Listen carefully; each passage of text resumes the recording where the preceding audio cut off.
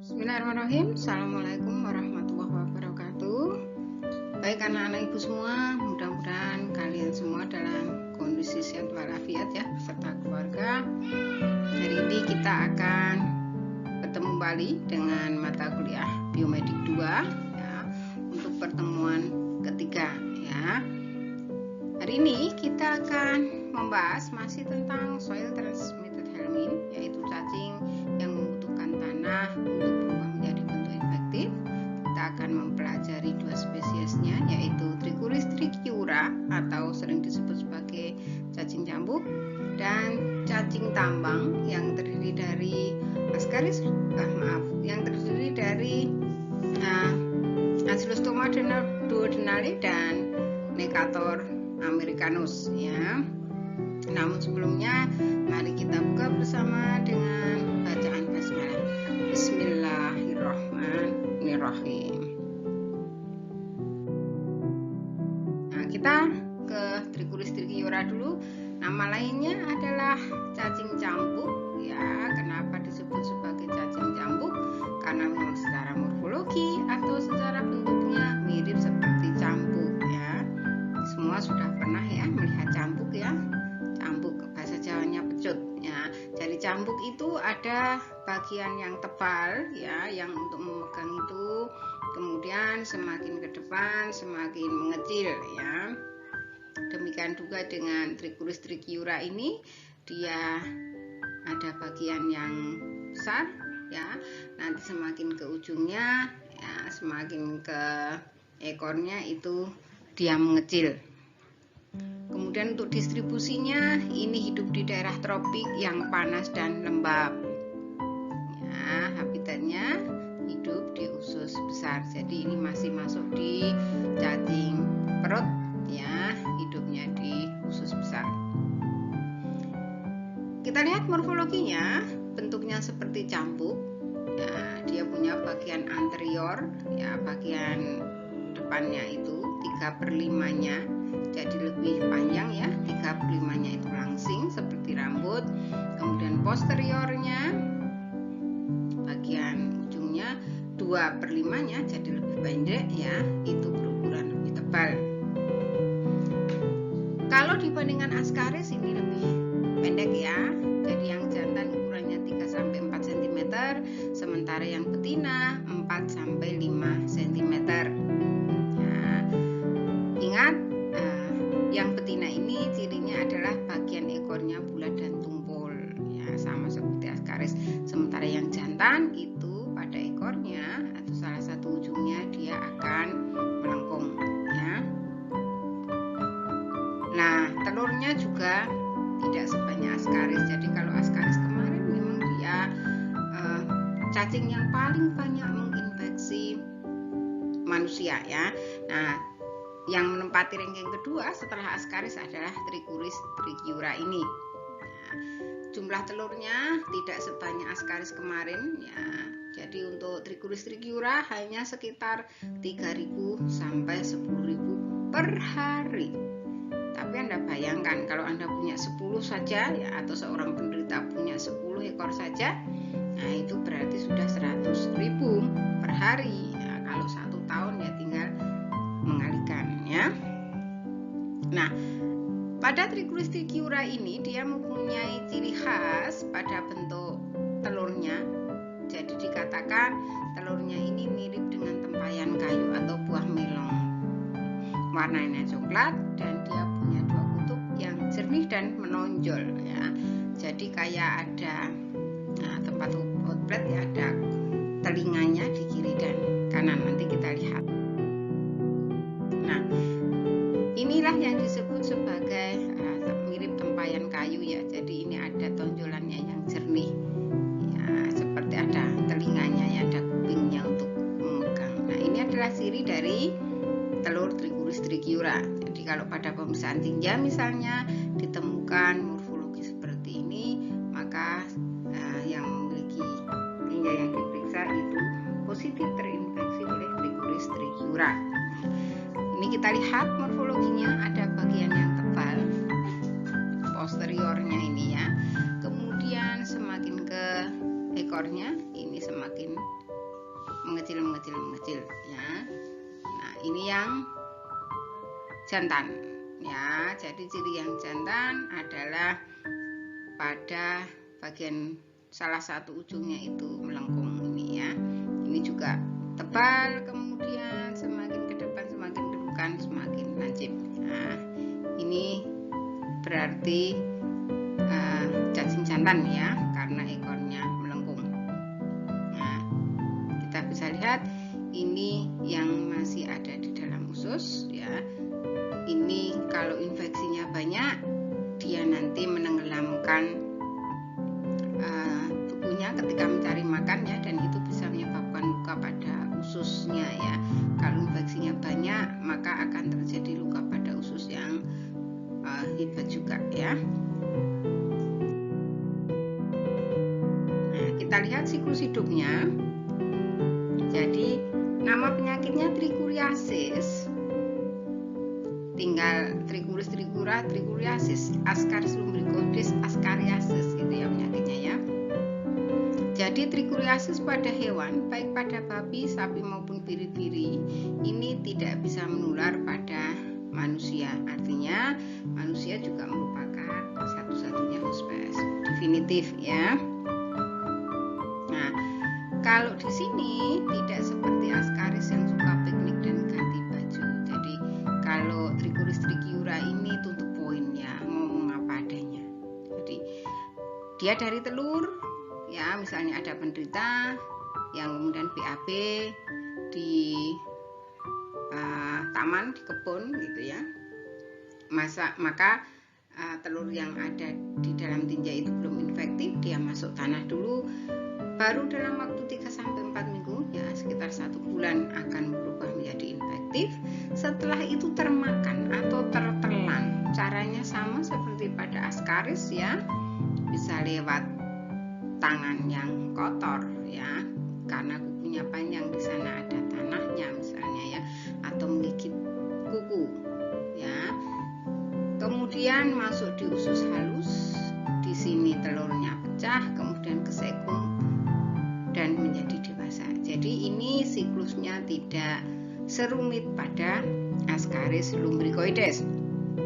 Nah, masalahnya untuk makan, maka si cacing ini, Trichiura ini akan membenamkan bagian anterior, bagian yang lebih kecil tadi ya, bagian yang lebih kecil tadi, ke mukosa usus hospes. Jadi ke permukaan usus hospes inilah yang kemudian menyebabkan luka ya, luka pada usus.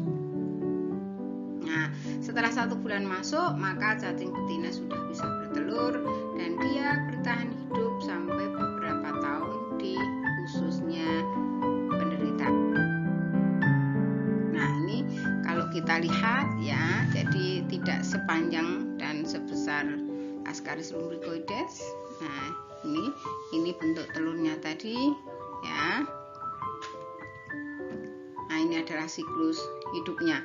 Jadi meskipun di sini tidak ada gambar tanah ya, tidak ada gambar tanah seperti pada Ascaris, tapi persepsi kita harus sudah tahu bahwa ini termasuk soil transmitted helminth, sehingga untuk berubah menjadi non infektif menjadi infektif ini mutlak butuh tanah ya. Siklusnya seseorang penderita yang kemudian buang air besar ya, yang berhubungan dengan tanah tadi, maka di dalam tanah akan berubah, telur-telur yang sudah dibuai ini berubah menjadi bentuk-bentuk seperti ini, beberapa tahap ya, tahap 1, tahap 2. Nah, kemudian tahap terakhir adalah bentuk yang infektif, cirinya di dalam telur sudah terdapat larvanya. Nah, maka telur yang sudah ada larvanya ini bisa masuk ke dalam tubuh. Caranya tertelan bersama makanan atau karena jari yang kotor, yang tercemar, misalnya tadi menggigit kuku ya dengan gigi ya, maka akan masuk ke tubuh dan bisa menginfeksi. Bagaimana patogenesisnya? Jadi yang pertama menyebabkan traumatik dan toksit ya, terutama di mukosa usus tadi ya, dia membenamkan anteriornya. Kemudian terjadi kerusakan mukosa usus dengan iritasi dan peradangan. Dan pada infeksi yang berat akan terjadi intoksikasi sistemik atau terjadi reaksi alergi yang diikuti oleh anemia. Perhatikan baik-baik. Jadi infeksi oleh cacing ini juga bisa menimbulkan anemia.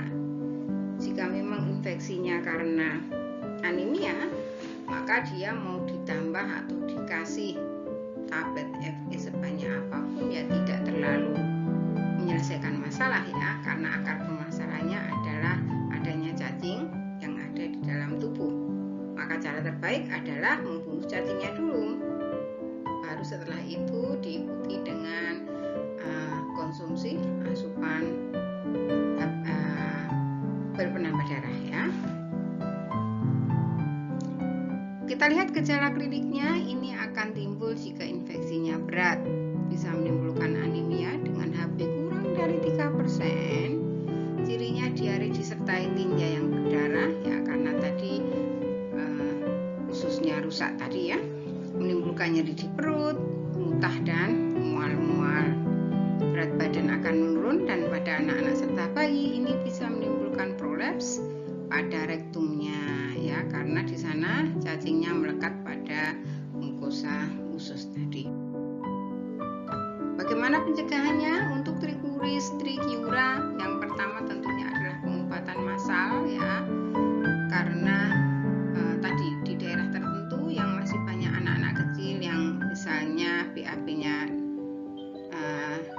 di pekarangan ya, di kebun, itu satu anak menderita itu nanti bisa menularkan pada anggota keluarganya satu rumah misalnya. Nah, satu rumah terkena itu bisa satu RT terkena bisa satu desa ya. Maka perlu pengobatan massal. Yang berikutnya adalah meningkatkan higienis sanitasi perorangan. Nah, personal higienisnya cuci tangan pakai sabun sebelum makan, kukunya dipotong ya.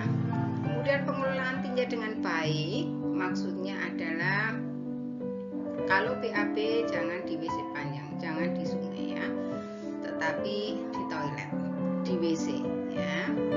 Kemudian memasak masakan dengan baik, ini relatif tidak masalah karena ibu-ibu kita punya kebiasaan memasak dengan amat sangat baik sekali ya. Nah, mungkin sisa ya dipanasi, sore dipanasi, besok pagi sisa lagi dipanasi ya, sehingga kalaupun ada telurnya sudah mati seakar-akarnya gitu ya. Nah, itu sebenarnya kebiasaan yang baik, hanya kadang-kadang mungkin sudah habis vitaminnya ya, sehingga tinggal vitamin B3. Tahu B3 waton warak wetenge ya.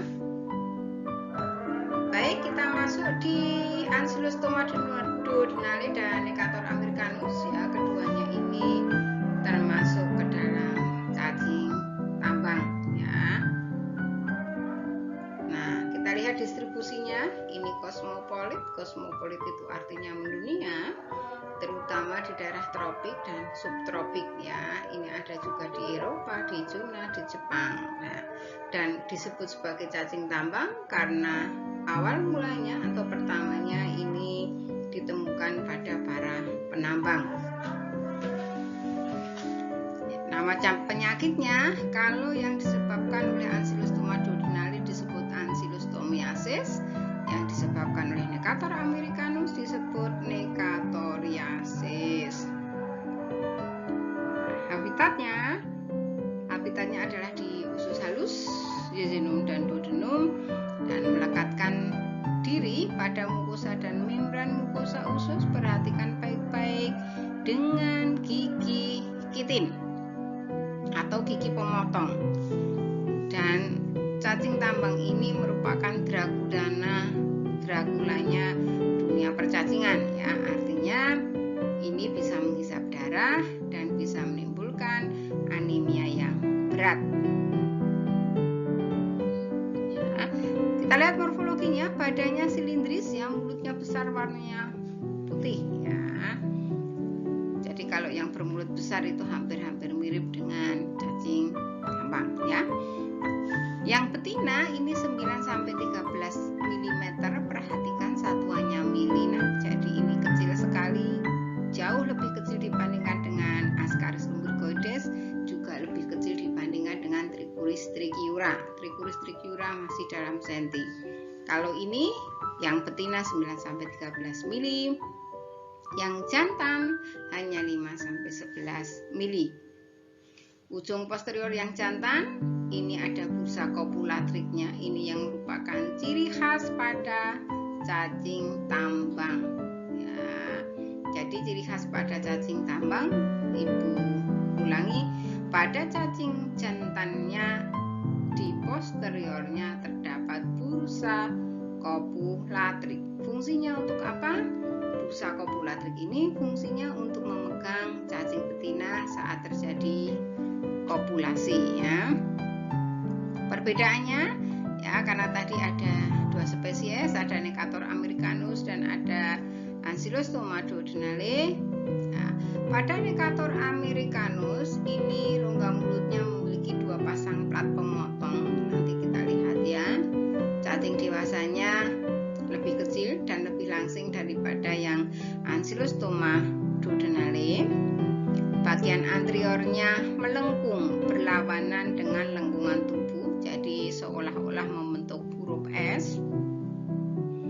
Dan pada yang betina di kaudalnya tidak ada spina kaudal. Sementara yang Ancylostoma duodenale dia rongga mulutnya punya dua pasang gigi dan satu pasang tonjolan. Bentuk tubuhnya seperti huruf C. Nah, ini yang mudah dibedakan. Necator americanus bentuknya seperti huruf S, sementara Ancylostoma duodenale hurufnya seperti huruf C. Ya, yang cacing betina memiliki spina kaudal atau spina kaudal. Kita lihat telurnya. Untuk telur kedua jenis cacing ini telurnya mirip ya, tidak bisa dibedakan. Bentuknya lonjong atau elips dan tidak berwarna. Dindingnya tipis, tembus sinar. Nah, kalau pada Ascaris lubricoides dan Trichuris trichiura tadi itu bentuk infektifnya adalah telur berlarva. Nah, dia bertelur, tetapi pada cacing tambang ini dia melahirkan. Bukan melahirkan ya. Jadi telurnya menetas menjadi larva di luar tubuh, gitu maksudnya ya. Ibu ulang, tidak melahirkan, tetapi telurnya ini akan menetas di dalam tanah sehingga berubah menjadi larva, begitu ya. Nah, larvanya itu ada dua stadium. Rhabditiform ini bentuk yang belum infektif, cirinya agak gemuk dan lebih pendek ya. Jadi karena dia gemuk maka dia akan lebih pendek. Yang kedua adalah larva filariform. Jadi filariform ini dia sudah bentuk yang infektif ya. Dia langsing dan lebih panjang. Ya. Jadi kalau rhabditiform itu dia agak gemuk dan pendek, tetapi filariform ini langsing dan lebih panjang. Kita lihat siklus hidupnya sama, manusia di sini merupakan satu-satunya hospes definitif ya. Kita lihat telur di sini. Jadi telur yang keluar bersama dengan tinja saat BAB itu sudah berisi embrio yang bersegmen ya, berbeda dengan Ascaris dan Trichuris. Ketika dikeluarkan belum ada larvanya. Kalau cacing tambang ini itu ketika dikeluarkan telurnya ini sudah berisi embrio bersegmen ya, jadi ini keluar bersama tinja. Kalau si penderitanya itu BAB di halaman, di kebun ya, yang ada berhubungan langsung dengan tanah, maka telur yang sudah mengandung embrio tadi dalam waktu 2 hari akan menetas, kemudian menjadi larva rhabditiform. Di sini dia ganti kulit sebanyak 2 kali, baru berubah menjadi larva filariform. Nah, jadi si cacing tambang ini mirip dengan Ascaris, dia suka ganti baju, ganti kulit. Nah, perhatikan juga bahwa larva filariform ini dia akan menembus jadi tidak lewat makan atau tidak lewat mulut ya, penularannya dengan menembus kulit. Kemudian masuk di jaringan subkutan. Sub itu di bawah, kutan kulit, jadi jaringan di bawah kulit. Kemudian masuk ke pembuluh darah atau limfe ya, sama seperti Ascaris, suka piknik-piknik, suka ganti baju. Ke pembuluh darah atau limfe, kemudian ke vena, ke jantung kanan, ke kapiler paru, ke alveoli ya.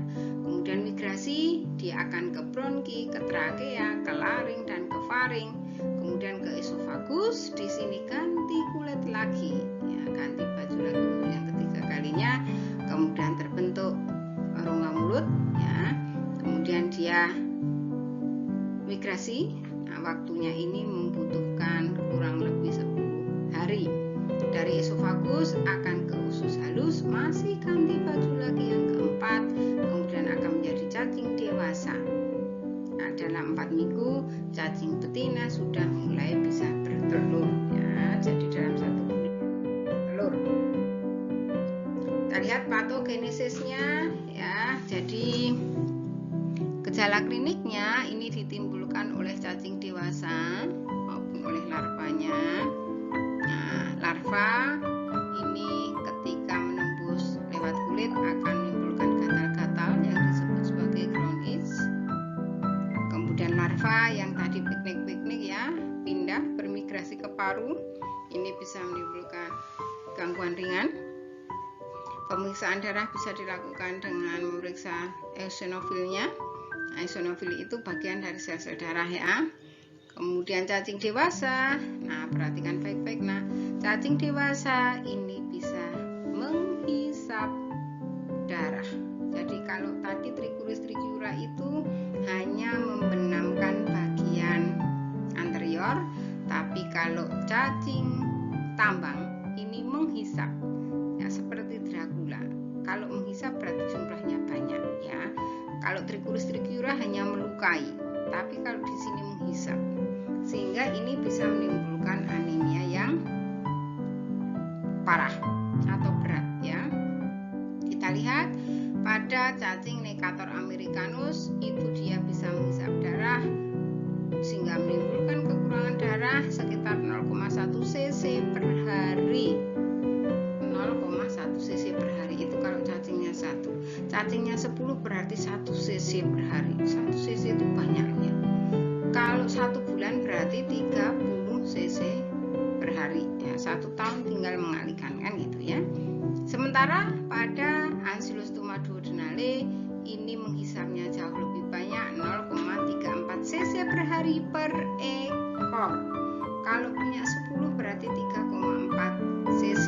Kalau 1 tahun silahkan dikalikan sendiri ya. Intinya cacing tambang ini bisa menimbulkan anemia yang berat ya. Nah, apa akibat dari anemia ini? Anemia ini bisa menimbulkan gangguan perut, penurunan keasaman asam lambung, menimbulkan sembelit ya, susah buang air besar ya. Cirinya pucat, buncit, rambutnya kering dan mudah. Ya, bagaimana mencegahnya? Jadi untuk pencegahan yang pertama tentunya adalah pengobatan massal ya, pengobatan massal dan perorangan. Kemudian tiap keluarga menggunakan jamban yang sehat ya, hindari buang air besar di halaman ya atau di sungai ya. Kemudian memakai alas kaki. Kenapa memakai alas kaki? Karena cacing ini tadi penularannya dengan cara larva menembus kulit.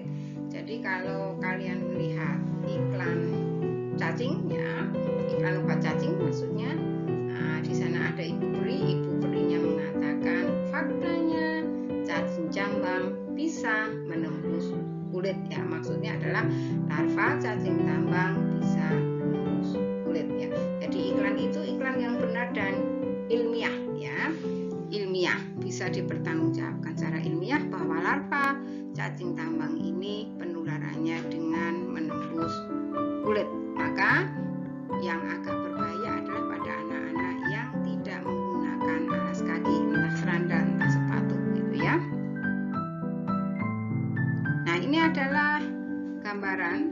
Nah, bisa bisa kita lihat tadi ada gigi-giginya tadi ya. Nah ini, nah inilah yang kemudian digunakan untuk melukai, ya, menghisap darah begitu ya.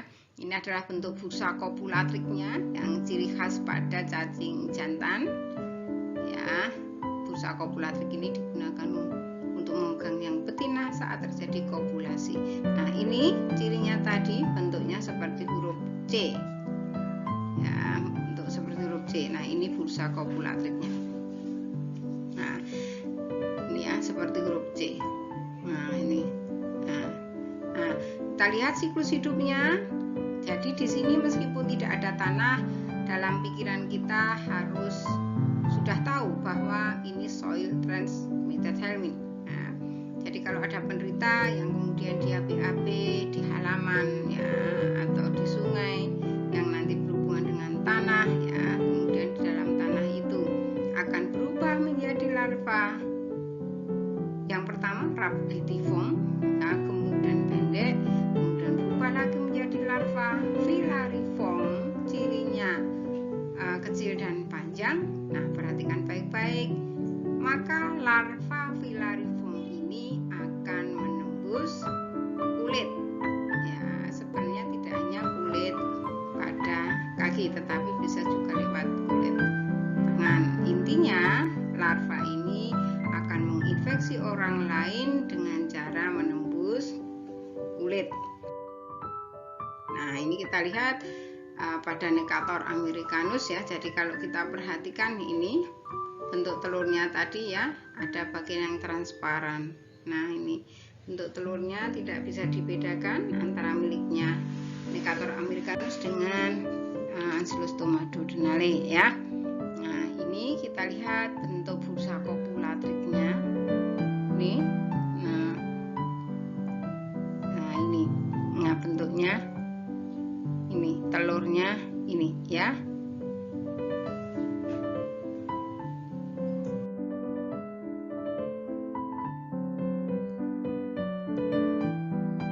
Nah kita lihat ini yang Necator americanus, ini yang Ancylostoma duodenale. Kalau Necator americanus tadi membentuk huruf C, kalau Ancylostoma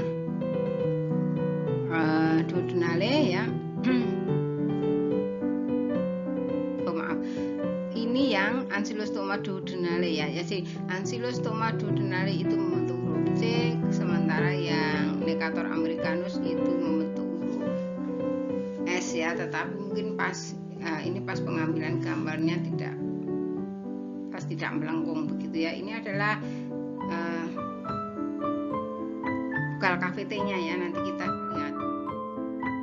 Nah ini bukal KVT itu ya, kalau kita yang mulut ya, di sana ada giginya, bisa dilihat bedanya. Kemudian bentuk bursa kopulatriknya yang tadi fungsinya adalah untuk memegang yang betina ya. Jadi kalau kita bandingkan, ini bentuk bursa kopulatrik pada Ancylostoma duodenale yang ini, sementara yang bawah ini adalah bentuk bursa kopulatrik pada cacing Necator americanus ya. Ini sesungguhnya beda percabangannya ya. Nah, kemudian kita lihat ini bukal KVT-nya pada Necator americanus ya. Ini bagian anteriornya Necator americanus, yang ini bagian anteriornya Ancylostoma duodenale. Yang ini adalah bukal KVT-nya ya. Ini. Nah, demikianlah untuk pertemuan kita yang ketiga ya, untuk mata kuliah biomedik 2. Setelah ini kalian bisa mengamati ya beberapa video yang sudah Ibu upload ya. Untuk pertanyaan silahkan bisa dilanjutkan ya, kita bisa berdiskusi melewati lewat grup WA ya. Terima kasih banyak, tetap jaga kesehatan, tetap semangat, jangan lupa berdoa semoga pandemi COVID ini segera berlalu ya. Allah segera berkenan mengangkat pandemi COVID ini. Terima kasih, kita tutup dengan hamdalah bersama. Alhamdulillah. Wabillahi taufiq wal hidayah. Assalamualaikum warahmatullahi wabarakatuh.